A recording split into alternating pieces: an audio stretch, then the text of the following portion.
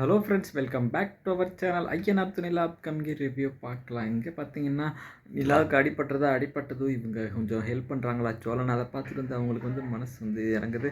வீட்டில் எல்லாருமே பேசுனது எல்லாத்தையும் பற்றி யோசிக்கிறாங்களா, யோசித்தது எல்லா விஷயமும் இவங்களுக்கு தெரிய வருது. இந்த மாதிரி சரி நமக்காக சோழன் இவ்வளோ பண்ணுறாரு அப்படின்னு சொல்லி அவங்க மேலே லைட்டாக காதல் மலருதா. அடுத்த நாள் இவங்க ஆஃபீஸ்க்கு போகிறாங்க.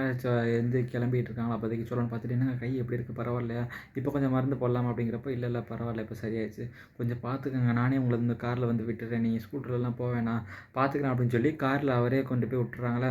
அப்போதைக்கு இவங்களே ஒரு லவ் சாங்கை போடுறாங்க. அதில் பார்த்துட்டு சோழன் வந்துட்டு, என்னங்க லவ் சாங்லாம் போட்டு பார்த்துட்ருக்கீங்க, கேட்கணும்னு தோணுச்சுங்க, அதனால் கேட்குறேன் அப்படின்ற மாதிரி நிலா அப்படியே கேட்டுட்டு வராங்களா. அப்படியே பார்த்துட்டே வராங்க. புரியவில்லையே அப்படின்ற மாதிரி அந்த இவங்களோட பாட்டு ஓடிட்டுருக்கு. எனக்கு புரியவில்லை அப்படின்ற ஒரு மாதிரி பாட்டு ஓடிட்டுருக்கா. சோழன் என்னடா அது என்னமோ பார்த்துட்டு இருக்காங்க, என்ன ஒன்றுமே புரியலையே அப்படின்ற மாதிரி இங்கே லவ் சாங் ஓடிட்டுருக்கு. இவங்க அப்படியே பார்த்துட்டே ஆஃபீஸுக்கு போகிறாங்க. அப்புறம் சோழன் வந்து அப்படியே இறக்கி விட்டு போயிடறாங்களா. இறக்கிட்டு போனதுக்கப்புறம் சோழனே அப்படியே பார்த்துட்டு அவங்க ஃப்ரெண்டு வராங்க. என்னாச்சு, இன்னும் கீழே நின்றுட்டு இருக்கீங்க, எப்போ தான் வந்தீங்களா அப்படின்னு கேட்குறப்போ, ஆமாம் அப்படின்னு சொல்லி கூட்டிகிட்டு போகிறாங்க. போனதும் பார்த்தீங்கன்னா கொஞ்சம் ஒர்க் போயிட்டுருக்கு. ராகவ் வராங்க. ராகவ் பார்த்துட்டு தனியாக கேபினில் பேசணும் வாங்க அப்படின்ற மாதிரி கூப்பிட்றாங்களா. இவங்களும் போய் பேசுகிறாங்க. பேசுனது இந்த மாதிரி 2-3 கிஃப்டெல்லாம் கொடுத்துட்டு இந்த மாதிரி பண்ணதும் உங்களுக்கு நிலாவுக்கு வந்துட்டு டக்குன்னு வந்து முகம் சொல்லிச்சுறாங்களா. கோவமாயிட்டு ராகவ்ட எல்லா உண்மையும் சொல்லிடுறாங்க. ராகவ் இந்த மாதிரிலாம் பண்ணாதீங்க ராகவ், எனக்கு இந்த கிஃப்ட்டு வேணாம், ஒர்க்குக்கு ஏற்ற சம்பளம் மட்டும் கொடுங்க, அதுவே போதும்னு சொல்கிறாங்க. இல்லை நிலா, ஒரு ஃப்ரெண்ட்லியாக கொடுக்குறேன் வாங்கிக்கோங்க அப்படின்ற மாதிரி சொல்கிறாங்களா. இல்லை ராகவ், இதெல்லாம் எனக்கு தேவையில்லை, ஃப்ரெண்ட்லியாக இதெல்லாம் வேணாம் அப்படின்ற மாதிரி சொல்லிடுறாங்க.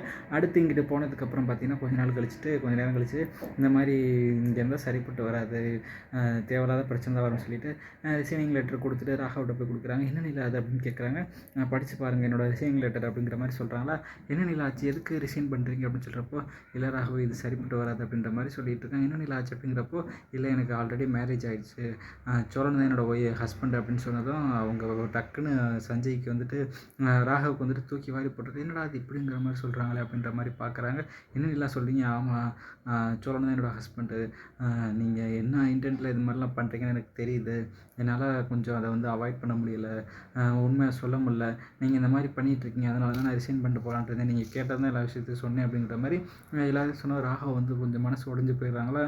நிலா வேண்டாம் நிலா அப்படின்ற மாதிரி சொல்லிட்டு, நீங்கள் இங்கேயே ஒர்க் பண்ணுங்கள் அப்படின்ற மாதிரி ராகவும் சொல்லி, நீங்கள் இங்கேயே இருங்க பார்த்துக்கலாம், சாரி நிலா, நான் கொஞ்சம் மிஸ் அண்டர்ஸ்டாண்ட் பண்ணிட்டேன், நீங்கள் கொஞ்சம் இங்கேயே இருந்துருங்க அப்படின்ற மாதிரி சொல்கிறாங்க. இல்லை ராகவ் சரிப்பட்டு வராது அப்படின்றப்போ, இல்லை நிலா பரவாயில்ல, சாரி மன்னிச்சுக்கோங்க, ரிசைனிங்லாம் பண்ண வேணாம், நீங்கள் இங்கேயே இருக்கலாம், ஜஸ்ட் இனிமேட்டு நம்ம ஒரு ஃப்ரெண்டாக பழகலாம் அப்படின்ற மாதிரி சொல்லணும். நிலாவும் ஃப்ரெண்டோட லிமிட்டில் இருந்தால் வேண்டாம், அதெல்லாம் வேண்டாம், நீங்கள் பாஸாக இருங்க, நான் உங்கள்கிட்ட வேலை பார்க்குறதா இருக்கேன் அப்படின்ற மாதிரி சொல்லிட்டு, அப்படின்னா சரி நிலா நீங்கள் இருங்க பார்த்துக்கலாம் அப்படின்ற மாதிரி சொல்லிட்டு நிலாவும் இங்கே இருக்காங்க. அடுத்து வந்துட்டு கோர்ட்டில் ஹியரிங் வருது.